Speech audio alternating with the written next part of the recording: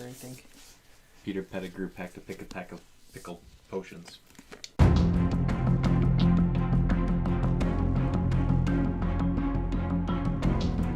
Chapter 18. Moony, Wormtail, Padfoot, and Prongs. It took a few seconds for the absurdity of this statement to sink in. Then Ron voiced what Harry was thinking. "You're both mental!" "Ridiculous," said Hermione faintly. "Peter Pettigrew's dead," said Harry. "He killed him 12 years ago." He pointed at Black, whose face twitched convulsively. "I meant to," he growled, his yellow teeth bared. "But little Peter got the better of me. Not this time, though." And Crookshanks was thrown to the floor as Black lunged at Scabbers. Ron yelled with pain as Black's weight fell on his broken leg. "Sirius, no!" Lupin yelled, launching himself forwards and dragging Black away from Ron again. "Wait, you can't do it just like that. They need to understand. We've got to explain." "We can explain afterwards," snarled Black, trying to throw Lupin off, one hand still clawing the air as it tried to reach Scabbers, who was squealing like a piglet, scratching Ron's face and neck as he tried to escape. "They've got a right to know everything," Lupin panted, still trying to restrain Black. "Ron's kept him as a pet. There are parts of it even I don't understand, and Harry, you owe Harry the truth, Sirius." Black stopped struggling, though his hollowed eyes were still fixed on Scabbers, who was clamped tightly under Ron's bitten, scratched and bleeding hands. "All right then," said Black, without taking his eyes off the rat. "Tell them whatever you like, but make it quick, Remus. I want to commit the murder I was imprisoned for." "You're nutters, both of you," Ron said shakily, looking round at Harry and Hermione for support. "I've had enough of this. I'm off." He tried to heave himself up on his good leg, but Lupin raised his wand again, pointing it at Scabbers. "You're going to hear me out, Ron," he said quietly. "Just keep a tight hold of Peter while you listen." "He's not Peter, he's Scabbers!" Ron yelled, trying to force the rat back into his front pocket. But Scabbers was fighting too hard. Ron swayed and overbalanced, and Harry caught him and pushed him back up onto the bed. Then, ignoring Black, Harry turned to Lupin. "There were witnesses who saw Peter Pettigrew die," he said. "A whole street full of them." "They didn't see what they thought they saw," said Black savagely, still watching Scabbers struggling in Ron's hands. "Everyone thought Sirius killed Peter," said Lupin, nodding. "I believed it myself until I saw the map tonight, because the Marauder's map never lies. Peter's alive. Ron's holding him, Harry." Harry looked down at Ron, and as their eyes met they agreed silently. Black and Lupin were both out of their minds. The story made no sense whatsoever. How could Scabbers be Peter Pettigrew? Azkaban must have unhinged Black after all, but why was Lupin playing around with him? Then Hermione spoke in a trembling, would-be calm sort of voice, as though trying to will Professor Lupin to speak sensibly. "But Professor Lupin, Scabbers can't be Pettigrew. It just can't be true. You know it can't." "Why can't it be true?" said Lupin calmly, as though they were in class and Hermione had simply spotted a problem in an experiment with Grindylows. "Because people would know if Peter Pettigrew had been an animagus. We did animagi in class with Professor McGonagall, and I looked them up when I did my homework. The Ministry keeps tabs on witches and wizards who can turn into animals.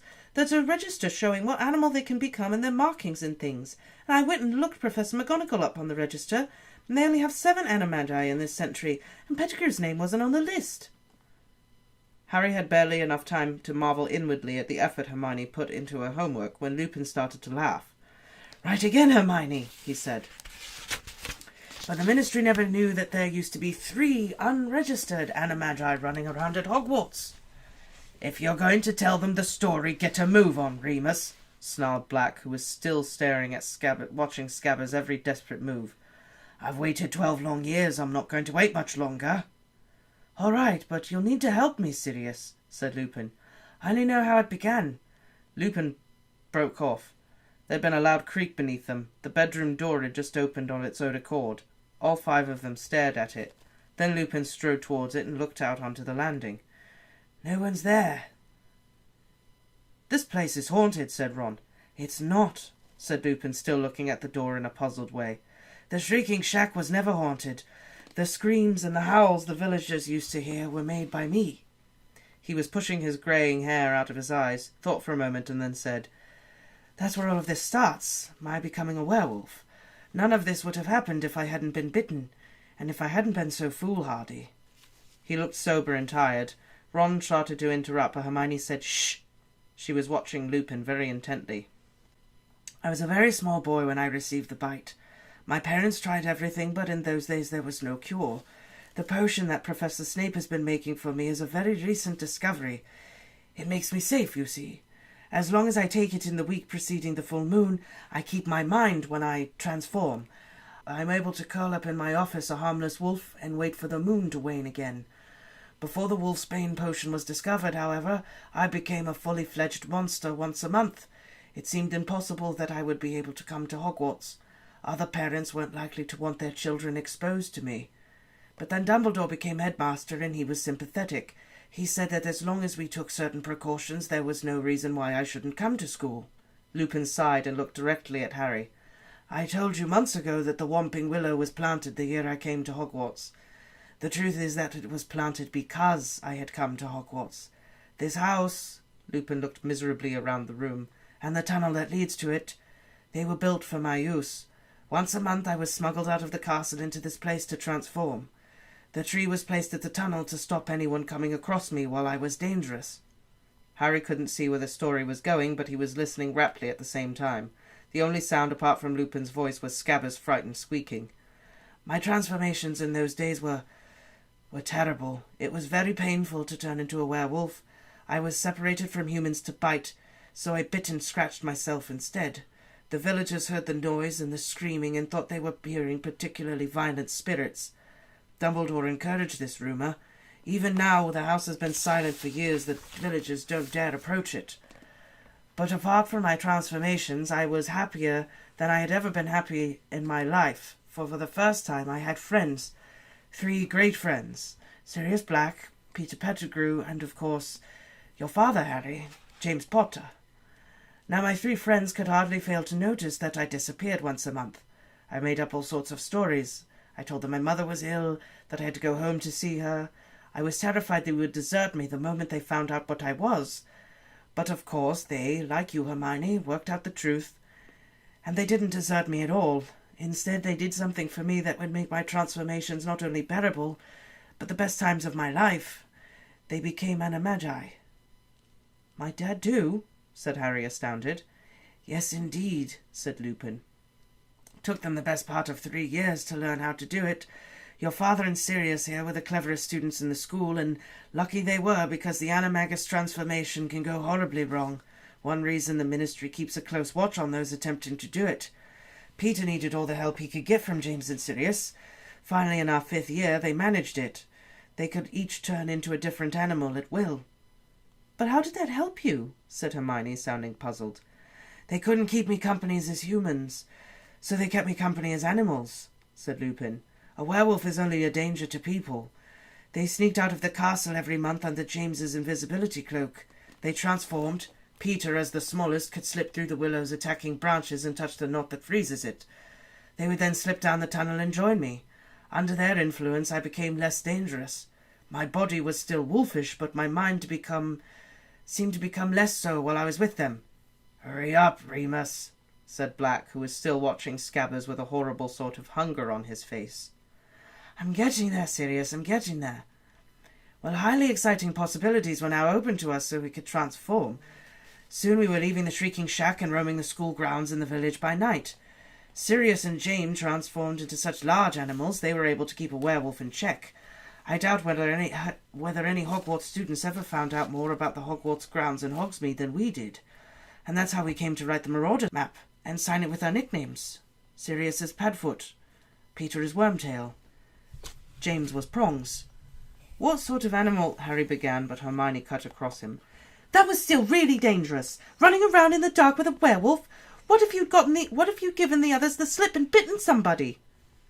"A thought that still haunts me," said Lupin heavily. "And they were near misses, many of them. We laughed about them afterwards. We were young, thoughtless, carried away with our own cleverness. I sometimes felt guilty about betraying Dumbledore's trust, of course. He'd admitted me to Hogwarts when no other headmaster would have done so, and he had no idea that I was breaking the rules he'd set down for my own and others' safety. He never knew I'd led 3 fellow students into becoming animagi illegally, but I always managed to forget my guilty feelings every time we sat down to plan our next month's adventure. And I haven't changed." Lupin's face had darkened and there was self-disgust in his voice. All this last year I've been doing battle with myself, wondering whether I should tell Dumbledore that Sirius was an animagus, but I didn't do it. Why? Because I was too cowardly. It would have meant admitting that I'd betrayed his trust while I was at school, admitting that I'd led others along with me, and Dumbledore's trust has meant everything to me. He let me into Hogwarts as a boy, and he gave me a job when I've been shunned all my adult life, unable to find paid work because of what I am. And so I convinced myself that Sirius was getting into the school using the dark arts he'd learned from Voldemort, that being an animagus had nothing to do with it. So in a way, Snape's been right about me all along. Snape? Said Black harshly, taking his eyes off Scabbers for the first time in minutes and looking at Lupin. What's Snape got to do with it? He's here, Sirius, said Lupin heavily. He's teaching here as well. He looked up at Harry, Ron and Hermione. Professor Snape was at school with us. He fought very hard against my appointment to the Defense Against the Dark Arts job. He's been telling Dumbledore all year that I am not to be trusted. He has had his reasons. You see, Sirius played a trick on him which nearly killed him. A trick that involved me. Black made a derisive noise. Served him right, he sneered. Sneaking around, trying to find out what we were up to, hoping he could get us expelled. Severus was very interested in where I went every month, Lupin told Harry, Ron and Hermione. We were in the same year, you know, and we, didn't like each other very much. He especially disliked James. Jealous, I think, of James's talent on the Quidditch pitch. Anyway, Snape had seen me crossing the grounds with Madame Pomfrey one evening as she led me toward the Whomping Willow to transform. Sirius thought it would be, amusing to tell Snape all he had to do was prod the knot on the tree trunk with a long stick, and he'd be able to get in after me. Well, of course, Snape tried it. If he'd just got as far as the house, he'd have met a fully grown werewolf. But your father, who'd heard that Sirius had done, went after Snape and pulled him back at great risk to his life. Snape glimpsed me, though, at the very end of the tunnel. He was forbidden to tell anyone by Dumbledore, but from that time on he knew what I was. So that's why Snape doesn't like you, said Harry slowly, because he thought you were in on a joke. That's right, sneered a cold voice from the wall behind Lupin. Severus Snape was pulling off the invisibility cloak, his wand pointed directly at Lupin. Oh. Mm-hmm. Come on, Snape. What?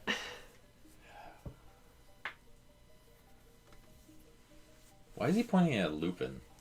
Like, you just found Sirius Black and Lupin. You would think the first person you'd point it towards is Sirius Black. Considering that's who you think is the evil dark wizard. Lupin has a wand. Black doesn't. I think that's why he's pointing the wand at Lupin. Oh, I thought he gave the wand back to... No, Lupin gave Harry, Ron, and Hermione their wands, and he put his own wand back in his pocket. Okay. And Sirius Black has an invisibility cloak. Is that his? You mean Snape? Snape, yes. Has an invisibility cloak. Yeah.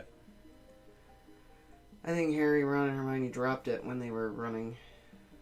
Oh. I think they dropped it. Gotcha. I know they said it was like streaming behind them, but I thought they were still holding on to it. I mean, so I thought maybe Snape has his own. Maybe Snape does have his own. I mean, we'll find out in the next chapter. Yeah. That was a really short chapter. Yeah, it was. It was a tiny one. It's like, here's everything you need to know about our stay in Hogwarts. Mm-hmm. So, I was right again. Yep. Moony, Padfoot, Prongs. And Wormtail. They're the friends. Yep. Ones who made the Marauders map. Good friends, too. Becoming Animagi just to hang out with their buddy when he's a werewolf. Mm-hmm. So what do you think Harry's dad is? Yeah, I don't know. Because Harry asked, but they didn't. I still want to know who Crookshanks is. Well, he said they were the biggest. The Sirius Black and his dad. Are the big ones. And so they could keep a werewolf in tow. And Peter Pettigrew. A mountain lion? Maybe a bear? Well, Peter Pettigrew is Wormtail. Oh, I see. And then Moony is Lupin, because werewolf. Padfoot was Sirius Black, right? Yep. Padfeets. Padfeets. Yeah. And James is Prongs. Prongs. Prongs.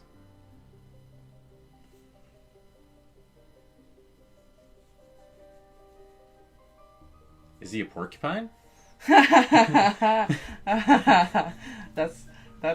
so funny. Maybe, I don't know. A hedgehog? I don't know. Well, he's a Sonic big animal. the Hedgehog Harry Potter crossover. He's a big animal. I know. I didn't really think hedgehog. But yeah, porcupine was the first thing that came to mind. I mean, I guess I could keep a werewolf in tow, you know? Yeah, just... Cut the shit. Just a quick... Stop it. Stop it. Pin cushion into your face. Oof. I don't know. And how did Snape get there? What is Snape doing there? How did he know to come to the Shrieking Shack? And then be super sneaky about it, wearing the invisibility cloak, and then be like, hey, what do you think Snape is up to? I just kind of assumed that he saw Ron running across the courtyard and then saw them go into the Whomping Willow and thought, oh, maybe I should go help them. I mean, he knows how to get under the Whomping Willow. We know that. Mm-hmm. He knows where it goes. And he knows what it's there for. Yeah. And he saw a big dog dragging him in, so... Did he? That's what I'm assuming. Okay. We don't know. That's just kind of what I assumed happened, and then he went in there and heard talking, saw the invisibility cloak, so he... Took him a lot longer to get there, though, than Lupin. And Lupin... I mean, if Snape physically saw them, don't you think he would have got there first? Lupin was, like, in his office, just... Wait, what? Well, not necessarily. Saw it at the same time. If Lupin got in there a little bit earlier, Snape sees Lupin going down, he's like, let me see where this is going. Waits a few minutes. What do you think he wants to do now that he's there?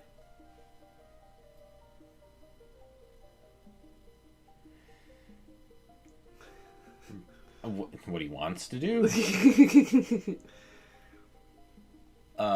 Probably kill Lupin. Turn in Sirius Black. I feel like he just kind of wants to turn them all in, to be honest.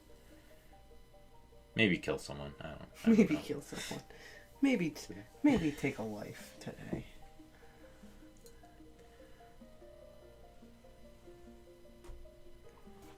Also, the next chapter is called... I feel like they're just buying time now, and then it's gonna hit midnight, and then whoever the Voldemort servant is just gonna come back and interrupt the whole conversation, and it's gonna turn into a big thing. The next chapter is called The Servant of Lord Voldemort. Yeah. So... yeah. Maybe Harry's father was like a gazelle. You know, prongs. Ah, maybe. A bull. Maybe. Some kind of horned, hoofed animal. Yeah, something like that. Although, I don't know. I don't know how small the tunnel is. I mean, a bull probably wouldn't fit in there. Well, maybe he has to transform once he gets out of the tunnel. Yeah, maybe. Because I'm assuming that Lupin's going through the tunnel before he starts turning into a werewolf. Because I feel like getting stuck in a tunnel as a werewolf is probably not good. Yeah. Well, I mean, he barely made it out of the tunnel because it said that Snape was coming down and saw him at the end of the tunnel transforming. That's true. That's true. Can we take a second to appreciate good guy Dumbledore, though? Oh, doing all of that for him? Yeah. Absolutely. Absolutely. There's right? like some no student left behind mentality there. there's some like latent racist kind of connotations going on with werewolves. Like Lupin's talking about how like I can't get a job, I can't like no I'm a werewolf, so no, everyone shuns me. Yeah, which I don't know why you would have an issue getting a job necessarily, because you're not going to be at your. I mean, you just couldn't work the night shift On a certain week of the month. even during the day. It's not just when the full moon's out. Well, yeah, I guess he said he just curls up in his office for a week. Right. Well, what is a full moon? Isn't just one night, right? Doesn't it usually last a couple days? Well, I guess it's not a true full moon. It's not a true full moon, but yeah. You would think a few days. You turn into it, and then you gotta like come down off of that. Like Maybe, yeah. You know, I feel like it's like being sick. Like when you're after you don't feel perfectly well the next day. Like it takes you, especially something like that's got to be such a violent shock to your body that you have to like hangover from hell. That's what I mean. It probably does, and probably that potion, whatever that potion is that he has to take, probably that's got to work its way through your system too. Mm-hmm. I don't know. And before, if he was like biting and scratching himself all night long, like you're not gonna feel good the next day, Yeah, it'd be pretty rough. But even Ron's reaction, Really rough. As soon as he found out he was a werewolf, he was like, "Get away from me, werewolf!" Yeah, It's a thing. Like it's ignorance, Mm-hmm. You're not gonna hire me because I'm a werewolf. Yeah, you're gonna bite me. Well, that's not how. It's the same. It's just wizards being ignorant, and Lupin has to suffer for it. Yeah. Poor dude. I know. Lupin's a good dude. He doesn't deserve that. But he's a good boy. But you were right in the sense of he's good at his job. There's something there's something off. I don't know what it is, but there it is. He's a werewolf. Now I'm starting to get worried. What's going to happen to him? Because I'm pretty sure you told me that he doesn't stay the dark arts teacher. Because there's some other dark arts teacher that I'm going to hate beyond any other character. Yes. There is. And those of you who've read the books, I'm pretty sure you know who I'm talking about. That one particular teacher is like the worst character in the whole book series. Not like the worst character, I mean... Lupin's gonna die, isn't he? Very, very well written character, but just... the hate flows so strongly for me for that character. Lupin's gonna die, is that what you said? Is he? At the end of this book? By the end of this book, yeah. No, I'll tell you that. No. Okay. He's not gonna die. Cool. I'll give you that. I don't give you a lot of things, but I'll give you that one. Alright. Because I know you like him.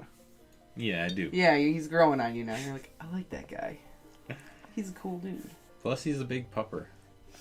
Alright? He's a good boy. Sirius Black is a big pupper. Well, they both are, really. Yeah, but Sirius Black is a dog. Okay, he's a big puffer. He's a... I don't even know. Lupin's a werewolf. It's a little bit... A werepupper. Oh my god.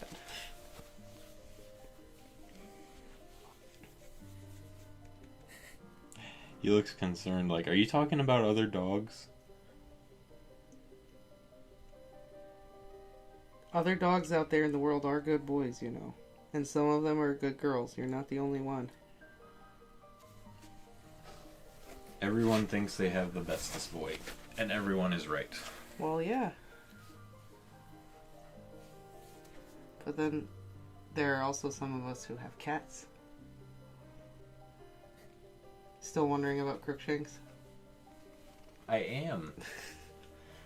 Pretty much told you what everyone else turns into and who everyone else is, and there isn't anyone else. Like, who is it? Maybe Crookshanks is just a cat. I mean, maybe. But, I don't know. Maybe Crookshanks is just a cat. A very smart one. Like, through all this, I can't believe Hermione, the owner of Crookshanks, hasn't said anything along those lines. Like, alright, well, what does my cat have to do with all this? I feel like that would be one of my first questions. I'd be looking at Black going, what's the deal with my cat? Why does my cat... What's happening with my cat? Because he obviously really likes you. What's going on here? You got catnip in your pocket? What's going on?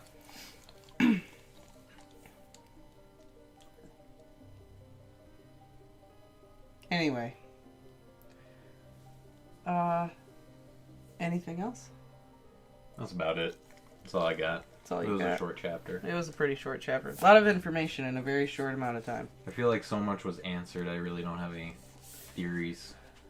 Right, it's just all about getting the information. Yeah. Now. Yeah, and the next chapter is The Servant of Voldemort.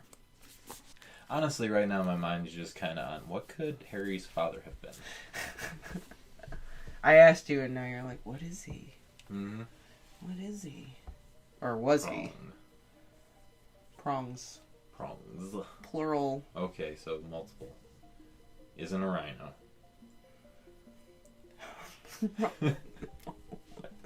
Platypus? It's got those prongs on its back feet. Only venomous mammal. Is he a moose? He's a unicorn. Unicorns only have the one. I know. One animal. You get one animal. Why can't you turn to multiple? Because it's complicated. It doesn't work that way. I know it's complicated, but if you figure out how to turn to one, why can't you figure out how to turn to another? Maybe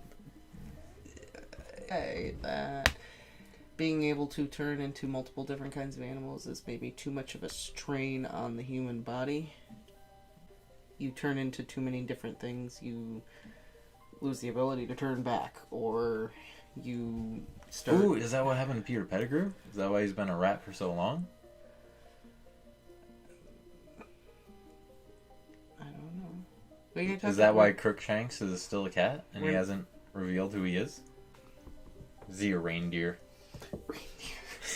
Alright. We'll find out in the next chapter. Yes, we will. Please like, comment, and subscribe, and join us next time for Chapter 19, The Servant of Voldemort.